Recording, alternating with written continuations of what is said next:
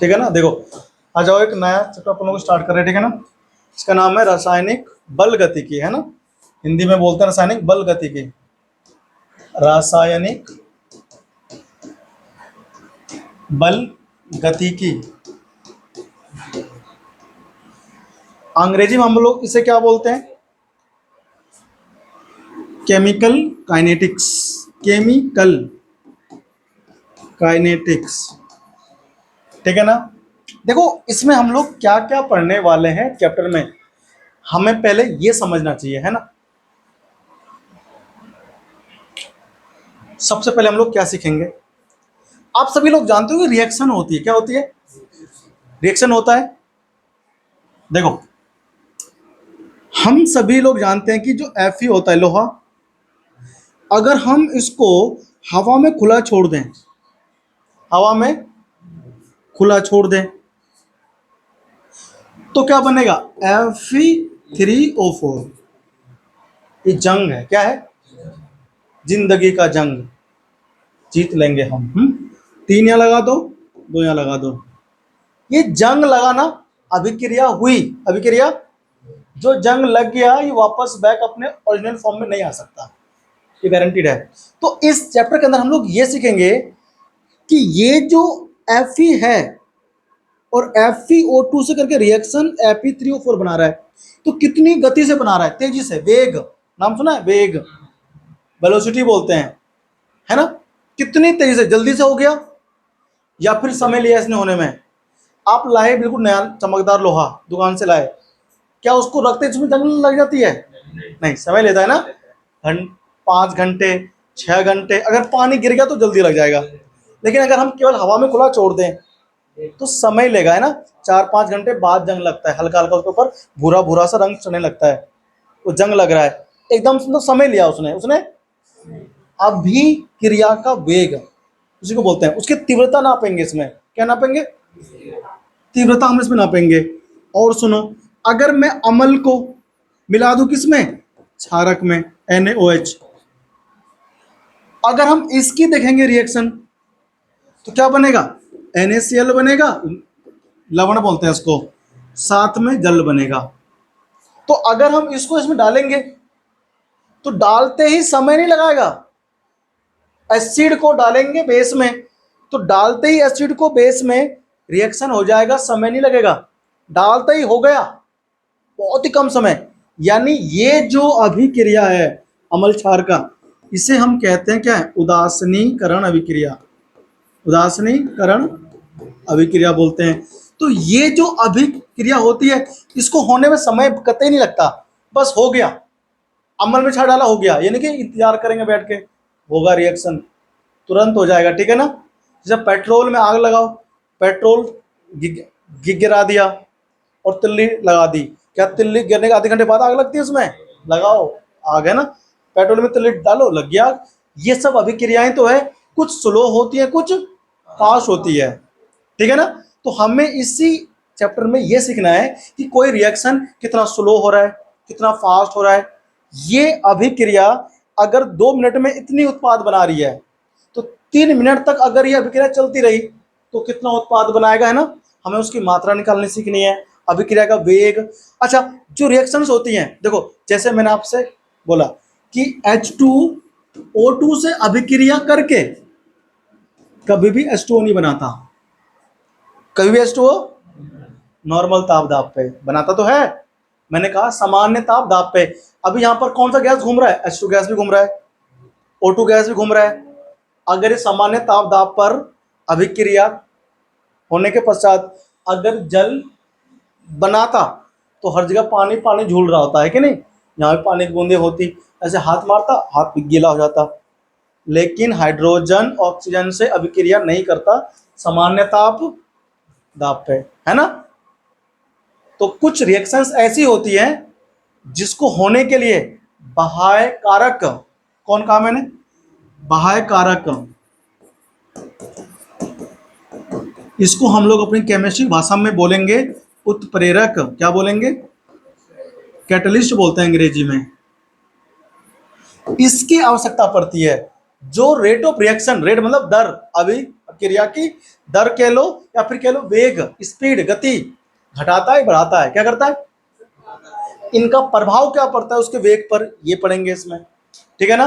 मात्राएं कितनी है, तो हम इन्हीं सब की गणना इसमें करेंगे रासायनिक बल गतिकी वाले किसमें, चैप्टर में। तो मैंने तुमको इंट्रोडक्शन दिया है कि हम इसमें क्या पढ़ेंगे इस चैप्टर में, समझ में आया ना।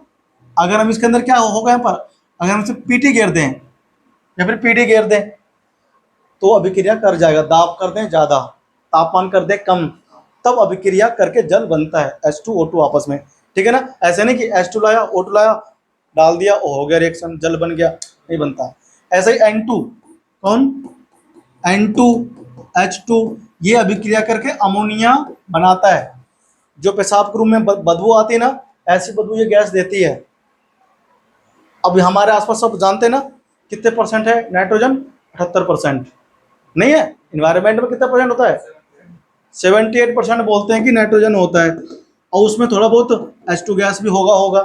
तो अगर दोनों आपस में सामान्य ताप पर रिएक्शन करके अमोनिया बनाता, तो फिर तो यहाँ पर आपको बदबू आ रही होती है हर जगह, पूरे है ना इलाके में, शहर में, पृथ्वी पर अमोनिया की बदबू आ रही होती है। लेकिन बदबू आती है, नहीं आती, क्यों, ये रिएक्शन करते ही नहीं है समान ताप दाप पे, है ना।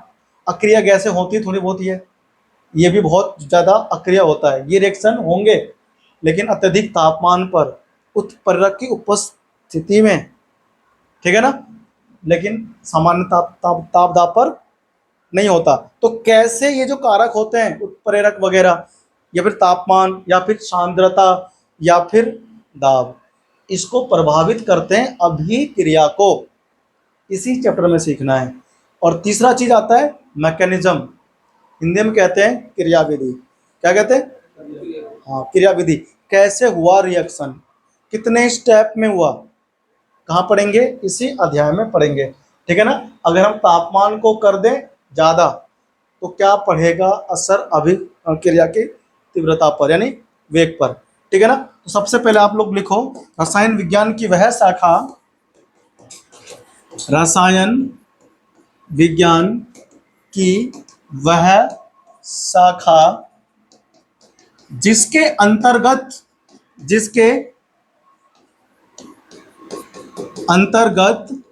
अभिक्रिया का वेग, अभिक्रिया की क्रियाविधि, अभिक्रिया की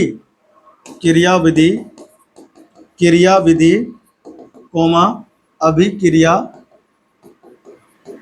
को, अभिक्रिया की वेग को प्रभावित करने वाले कारक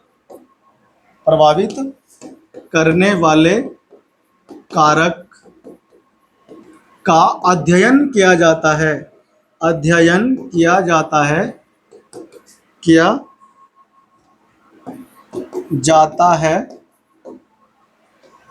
उसे रासायनिक बलगतिकी कहते हैं, ठीक है ना, उसे रासायनिक बलगतिकी कहते हैं। समझ में आया, ये है परिभाषा इस चैप्टर के नाम का, जिसका नाम क्या है, रासायनिक बलगतिकी। समझ में आया तुमको,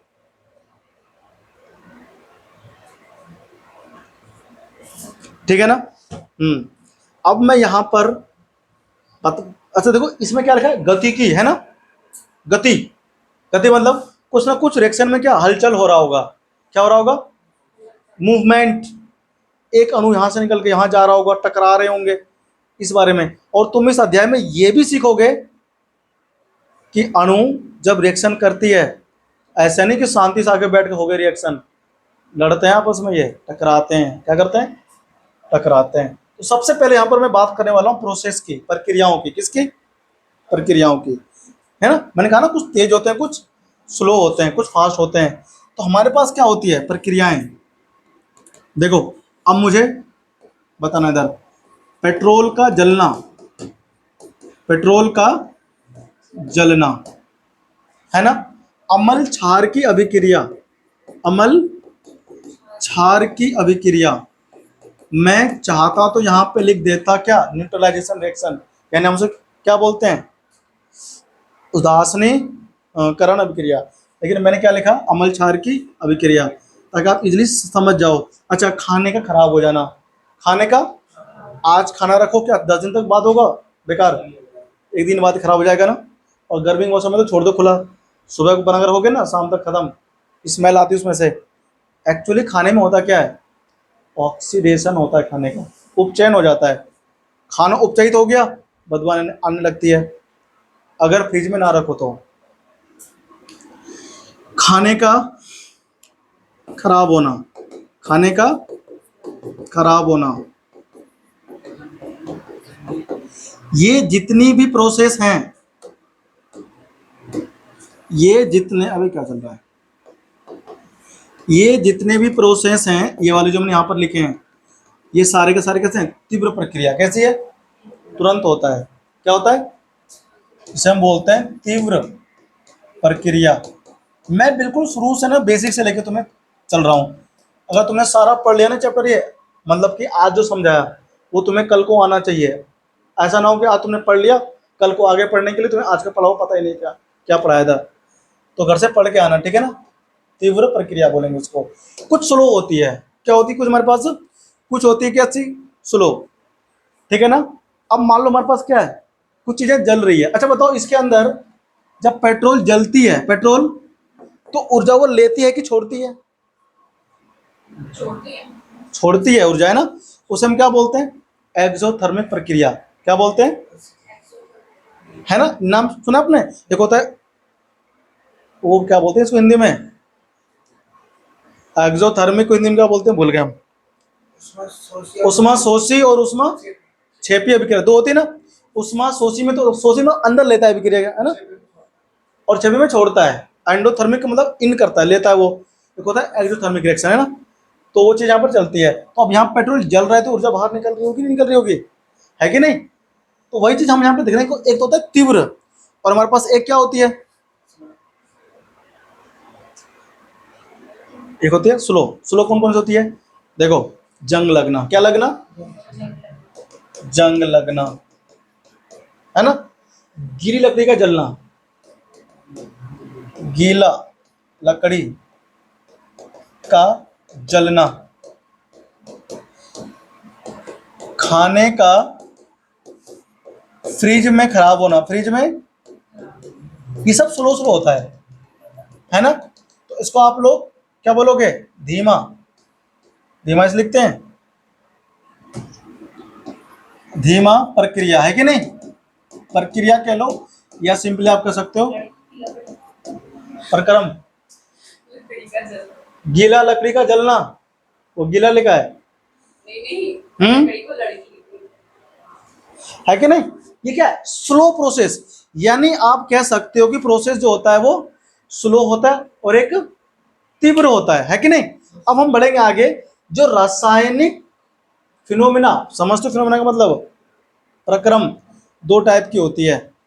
एक तो होती है कैसी, उष्मा गतिकी के द्वारा। किससे होती है, हमारे पास केमिस्ट्री के अंदर, फिजिकल में खासकर आप पढ़ते हो चैप्टर उष्मा गतिकी, 11वीं क्लास में कौन सा पढ़ते हो, उष्मा गतिकी। चैप्टर का नाम है, 6 चैप्टर है।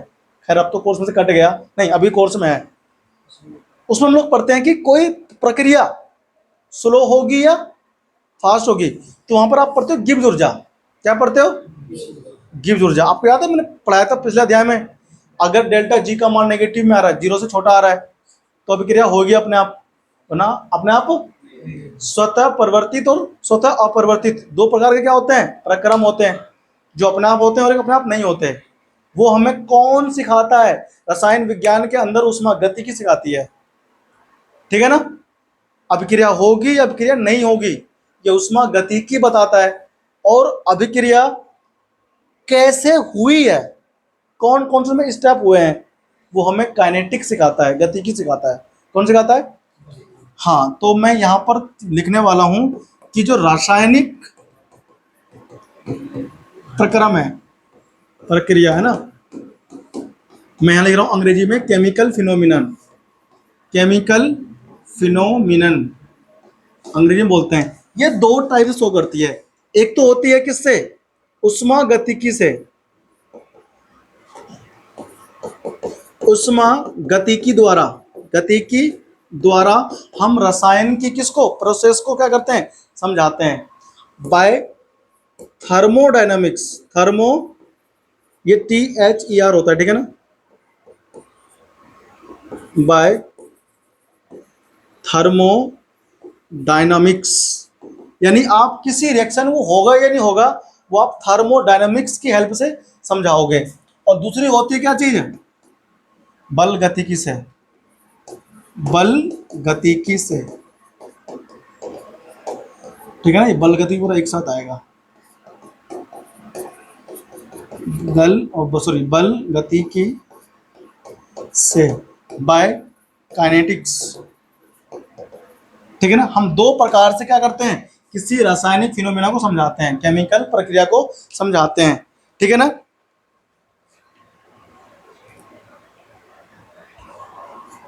ठीक है भाई, दो प्रकार से आप किसी केमिकल रिएक्शन को समझा सकते हो। ये हमें क्या बताएगा, लाइन के देना इधर, ये बताएगा हमें कि जो रिएक्शन हुई है, रिएक्शन होने के दौरान कितनी ऊर्जा में क्या हुआ है, परिवर्तन हुआ है, क्या हुआ है, परिवर्तन, ठीक है ना।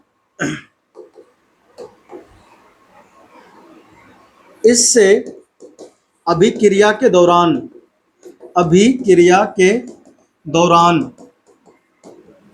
हुए ऊर्जा में परिवर्तन का बोध होता है ना, यह लिखना, इससे अभिक्रिया के दौरान हुए ऊर्जा में परिवर्तन का बोध होता है, मतलब हमें पता चलता है, ठीक है ना, बोध होता है। दूसरा क्या पता पड़ता है इससे हमें दूसरा पता ये चलता है कि अभिक्रिया अपने आप होगी भी या नहीं होगी। क्या चीज कहा मैंने, अभिक्रिया स्वयं होगी या नहीं होगी, है ना। अब तुम वो ले आओ मार्बल, ठंडे पानी में डाल दो, अभिक्रिया होगी ही नहीं, ठीक है ना। तो पता किसे पड़ता है हमें, उष्मा गतिकी से पता चलता है, डेल्टा जी का मान से पता चलता है ना, हम उसे बोलते हैं गिब्स ऊर्जा। क्या होता है, 11th क्लास में आ चुका है, ठीक है ना, और थोड़ा सा मैंने अभी उसमें पढ़ाया था पिछले चैप्टर में। तो अभिक्रिया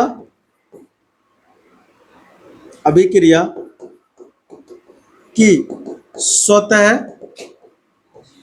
परिवर्तिता और स्वतः अपरिवर्तिता,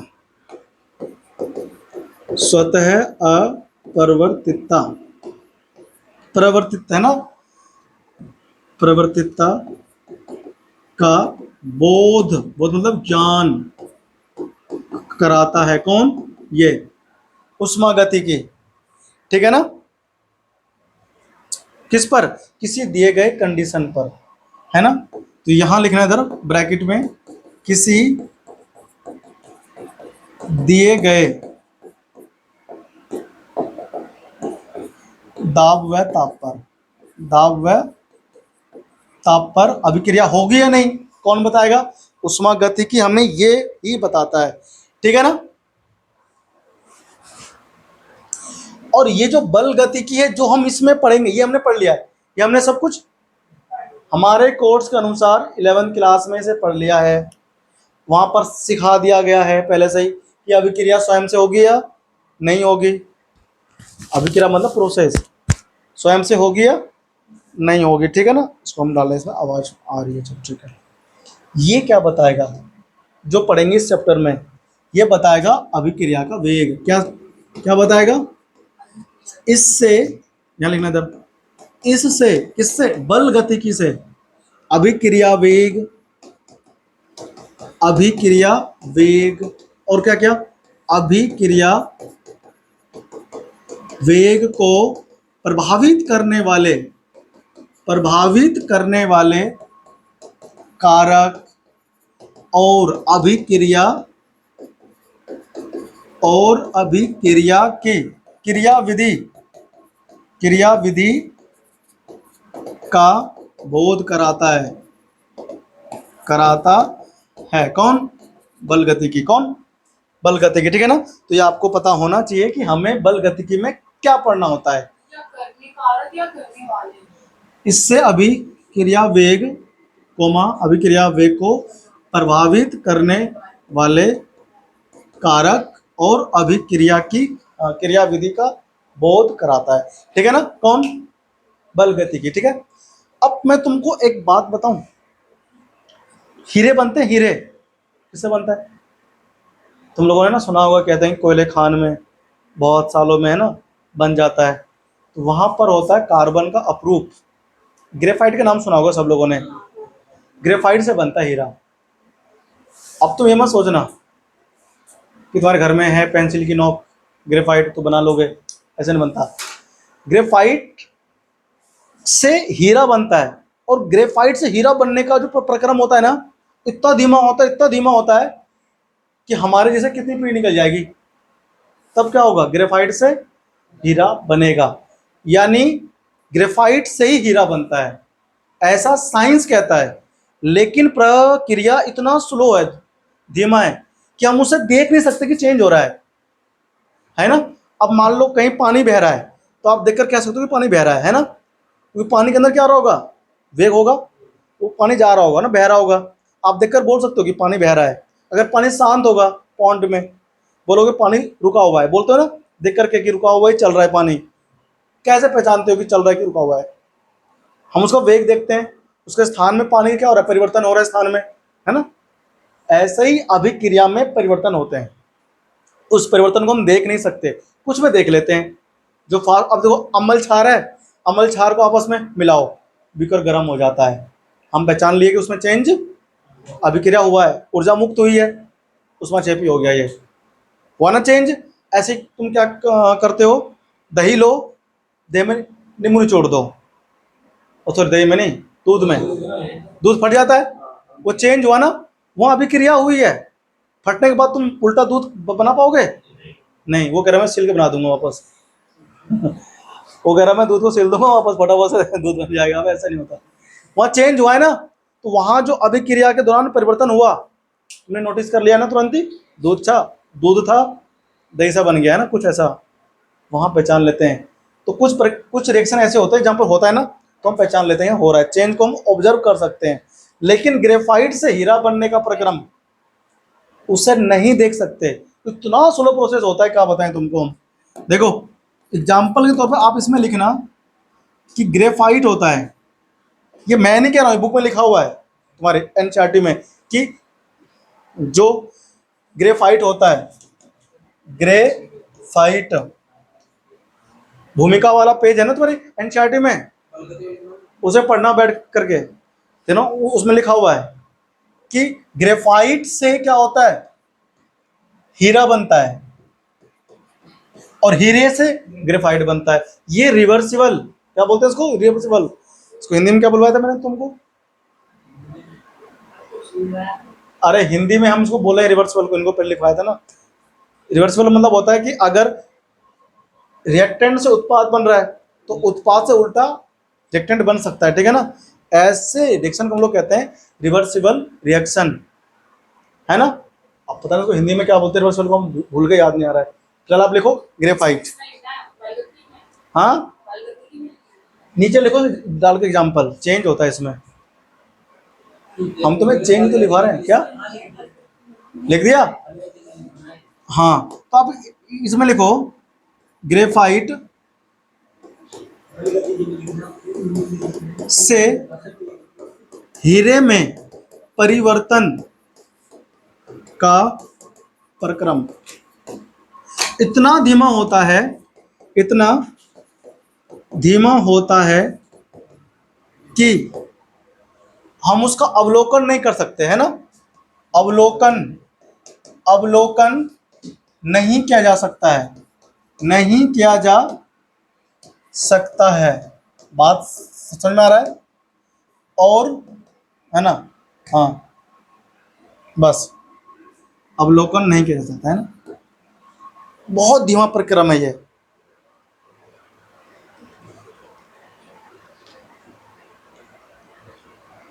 ठीक है ना, और मतलब रिएक्शन कंप्लीट ही नहीं होगा पूरा, और अंततः अभिक्रिया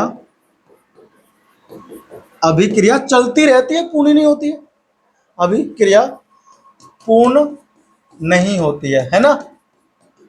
मतलब ये टॉपिक एनसीईआरटी में है, ठीक है ना, तो मैंने आपको ही लिखवा दिया। अभी मैं आपको नहीं पढ़वाता हूँ, एनसीईआरटी में जरूरी पढ़ना है इसको। देखो ये साफ साफ कह रहा है, रासायनिक बल गतिकी हमें यह समझने में सहायता करती है कि अभिक्रियाएं कैसे होती है ना। तुम्हें यहाँ पर पढ़ना है, पहले हमें पता होना चाहिए। देखो यहाँ पर मैं तुम्हें ये कह रहा हूँ, रासायनिक डेल्टा जी का मान ना छोटा होता है 0 से, है ना, तो प्रक्रम अपने आप होती है। ये मैंने आपको पीछे समझाया था। तो यहाँ पर ये कहना चाह रहा है कि किस सीमा तक अभिक्रिया होगी, मतलब कंप्लीट होगी भी या नहीं होगी, इससे रासायनिक साम्य से निर्धारित किया जा सकता है। देखो उसमें कहीं ना कहीं लिखा होगा, बल गतिकी शब्द की व्युत्पत्ति ग्रीक भाषा के शब्द काइनेसिस से हुआ है, जिसका अर्थ है गति, स्लो होगा या फास्ट होगा अभिक्रिया, ठीक है ना।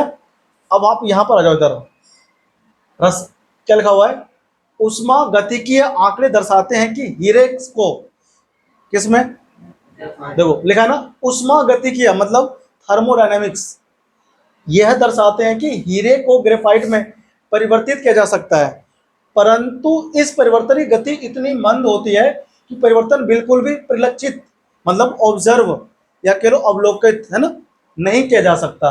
अतः अधिकांशतः लोग समझते हैं कि हीरा सदैव ही हीरा ही रहेगा, है ना, लेकिन हीरा किसमें, ग्रेफाइट में, और ग्रेफाइट हीरे में बदलता है, लेकिन कभी किसी ने आज तक बदलते हुए देखा नहीं है।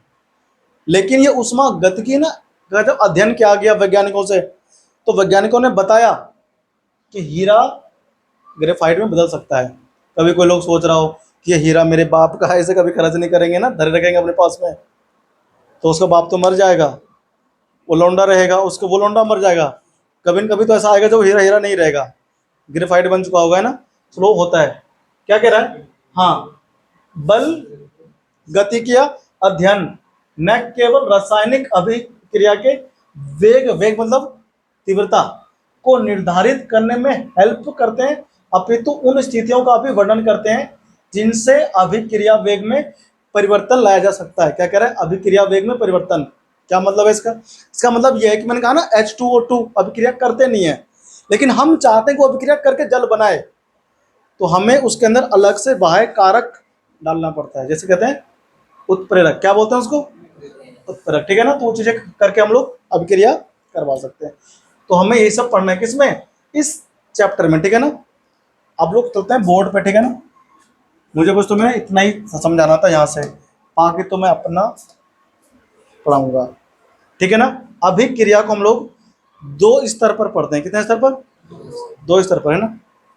लिखो रासायनिक बल गतिकी, रासायनिक बल गतिकी, बल गतिकी अभिक्रिया, अभिक्रिया को 2 स्तर पर, अभिक्रिया का लिखो, अभिक्रिया का अध्ययन लिखो, अध्ययन 2 स्तर पर किया जाता है, किया जाता है। 2 स्तर कौन कौन से हैं, देखो, एक तो होता है मैक्रो, मैक्रो मतलब माइक्रोस्कोपिक लेवल, मैक्रोस्कोपिक लेवल पे करते हैं, इसे क्या बोलते हैं भाई, माइक्रोस्कोपिक को। एक हमारे पास आता है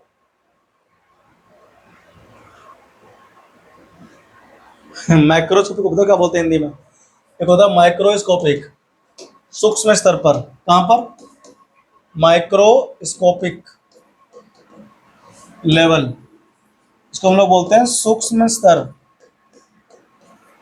सूक्ष्म स्तर पर, इसको बताओ क्या बोलते हैं, ये मैक्रो, मैक्रो मतलब बृहद, मतलब बड़े स्तर पर, है ना, बृहद, बृहद स्तर पर, इससे मतलब होता है बड़े स्तर पर, किस पर, जो आप आंखों से देख सकते हो, कोई केमिकल रिएक्शन हुआ तो उस जैसे मान लो दही से, सॉरी, दूध से दही बन गया। आपने ये तो देखा कि पहले दूध था, वो पतलापन था, उसकी सांद्रता कम थी। दही बन गया, गाढ़ा हो गया, सांद्रता बढ़ गई। ये हम लोग क्या हुआ, तो केमिकल रिएक्शन ही है ना। ये किस में देखेंगे, ये देखेंगे माइक्रोस्कोपिक लेवल पर इसका, है ना। लेकिन वो जो रिएक्शन हुई, पीएच में परिवर्तन आया, उसका अध्ययन कैसे होगा, अंततः जाकर के कितना दर थी अभिक्रिया की, वो कहां पर सीखेंगे, माइक्रोस्कोपिक, सूक्ष्म स्तर पर। ठीक है ना। तो इसमें हम लोग क्या करते हैं, अभिक्रिया में परिवर्तन, अभिक्रिया में सांद्रता आदि के परिवर्तन का अध्ययन करते हैं, अध्ययन करते हैं। और यहां पर क्या आता है इसके अंदर, अभिक्रिया का वेग, है ना। इसमें क्या करते हैं, अभिक्रिया के दौरान, अभिक्रिया के दौरान अभिक्रिया वेग परिवर्तन, अभिक्रिया वेग परिवर्तन, कोमा अभिक्रिया की क्रियाविधि, अभिक्रिया की क्रियाविधि, क्रियाविधि समझते हो ना कि कैसे हुआ रिएक्शन, अभिक्रिया की क्रियाविधि। हाँ, अभिक्रिया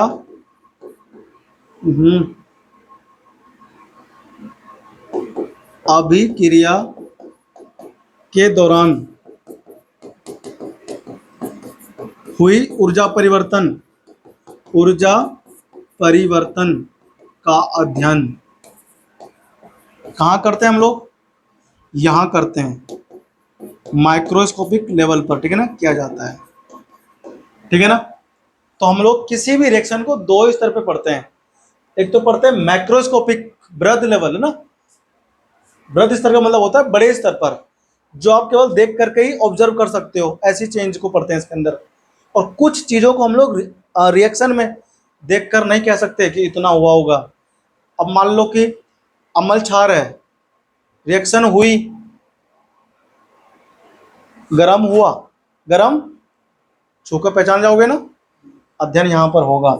लेकिन पहले ऊर्जा कितनी थी, बाद में ऊर्जा कितनी हुई, इसको आप लोग देख करके ना, उसको तो कैलकुलेट करना पड़ेगा। माइक्रोस्कोपिक, सूक्ष्म स्तर पर जाकर के लेबोरेटरी के अंदर कैलकुलेट करना पड़ेगा ना, प्रैक्टिकली वो वहां पर करेंगे हम लोग। तो उसको हम बोलते हैं माइक्रोस्कोपिक लेवल। समझ आई बात तुम लोगों को, है ना। तो इसके बाद हम लोग क्या पढ़ेंगे, अभिक्रिया के प्रकार। क्या पढ़ेंगे, अब जो वेग होता है, क्या वेग के आधार पर अभिक्रिया तीन प्रकार की होती है। एक होती है तीव्र अभिक्रिया, एक होती है मध्यम अभिक्रिया, ना स्लो ना फास्ट, एक होता है धीमा प्रक्रम वाली अभिक्रिया, है ना। तीन टाइप की होती है। तीनों को एग्जाम्पल अगली क्लास में करते हैं। ठीक है ना, अपन कंटिन्यू। क्या टाइम हो रहा है देखना एक बार,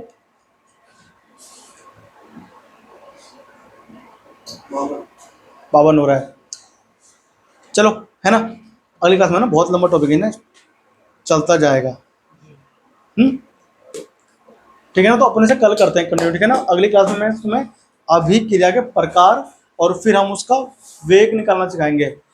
कल की क्लास मस्त होने वाली है। इसमें समझ में आया तेरे को, इसमें पहले ना तुम्हें को जितने भी चैप्टर्स हैं पढ़ने के बाद में ना, इतना तो जरूर पता होना चाहिए कि हम इसमें पढ़ते क्या है।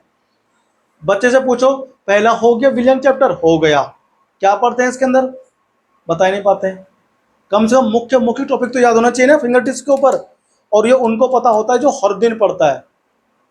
अब मान लो इस तुम्हारा खत्म हो गया पिछला चैप्टर वैद्युत रसायन, उसको छोड़ दोगे अब, है अभी नहीं, उसको हर एक 3 दिन बाद रिवाइज करने बैठना पड़ता है, तभी दिमाग में हमारे वो रहता है। वरना अगर हम छोड़ देंगे ना, भूल जाएंगे, दिमाग से निकल जाएगा। तुम यहाँ तक भूल जाओगे कि ईएमएफ कैसे करते हैं कैलकुलेट, ईएमएफ की गणना कैसे करते हैं ये भूल जाओगे। नेक्स्ट क्वेश्चन क्या होता है, वैद्युत अपघटन भूल जाओगे, फैराडे का नियम भूल जाओगे। तुमसे तुम भूल गए, किसी ने क्वेश्चन पूछ लिया, बताइए क्या होता है, तुम बता ही नहीं पाओगे। वहाँ पर गलती पढ़ाने वाले की नहीं है, तुम्हारी गलती, तुमने उसे रिवाइज नहीं किया। हाँ अब तो ना ऑनलाइन का ज़माना है, अगर मान लो तुम वही टॉपिक यहाँ पर भूल गए, यहाँ क्या समझाया था मास्टर ने, कैसे आ गया, रिकॉर्ड कर रखी मैंने, तो जाके देख लो यहाँ पर कैसे आया था, है ना, वही सारा फील आ जाएगा वापस से, है ना। तो उससे क्या होगा, तुम्हें फायदा मिलेगा। इसलिए हर दिन रिवाइज करते रहो। तुम पे एक तो है नहीं सब्जेक्ट, फिजिक्स भी है, केमिस्ट्री भी है और मैथ भी है, किस पे, जिन पे बायो तो बायो, मैथ तो मैथ, हर दिन पढ़ना पड़ेगा तीनों सब्जेक्ट को। हर दिन मतलब हर दिन। तो मजे मार रहा है, मार रहा है। हिंदी इंग्लिश कौन पढ़ता है, मैं बता रहा हूँ अपने, हिंदी इंग्लिश कौन पढ़ता है। अरे भैया ग्रामर पढ़ लो, तुम ग्रामर नहीं आती, active passive voice, direct and indirect, ये तो हम 9th में पढ़ लिए थे, दोबारा पढ़ने की जरूरत नहीं पड़ी। और क्या, हाँ 8th में सीख गए थे हम लोग, 8th क्लास तक बच्चे मेरे पास पढ़ते हैं ना, मैं उन्हें इंग्लिश में सारा सिखा देता हूँ, डायरेक्ट एंड डायरेक्ट इनडायरेक्ट, ये पढ़ा था ना शायद, तू पढ़ाता रहे। चलो ठीक है ना, अगली क्लास में अपन लोग मिलेंगे ना, और इस चैप्टर को डिटेल में चलेंगे, हो रहा है ना, डेप्थ में।